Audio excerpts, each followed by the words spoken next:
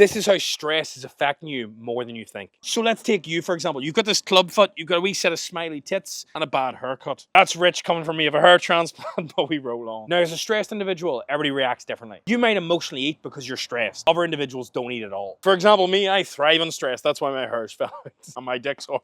These are also muscles. They don't look like muscles, but they are. They called me Rocket Dick in school for this exact reason, because my dick was actually the size of my upper body. Now I've got every female in my DMs because they see my muscles and my rocket cock. So most people, whenever they get stressed, they get cravings or they emotionally eat. So stress isn't usually ideal for building muscle or losing fat. There's also this hormone called cortisol, which can be released if you're too stressed. A small amount is good. Too much of it constantly is terrible for you. Then what happens whenever you get cravings, it triggers you and you break that or whatever you're doing. You then might have a takeaway or you might have a beer. Then what happens is after this, you end up stressed because you just broke that. And this cycle repeats. So the best way to solve this is that when you're stressed, you either remove the trigger, which a lot of people can't. Because, for example, you can't remove your trigger if it's your kids, unless you use fire.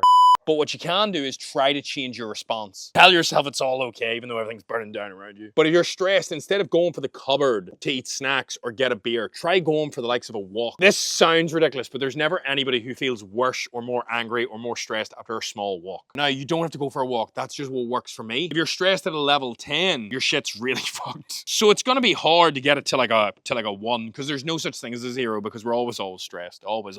But the goal is to try and drop it down to like a 5, and you can do that by using a different response if you can. And remember, you're not going to be perfect. Every time you get stressed, you might fuck it up a bit, but if you can do this the odd time, you'll notice an improvement in your life, and that's what it's all about. And if you want more weird diagrams and terrible drawings, you know who to follow.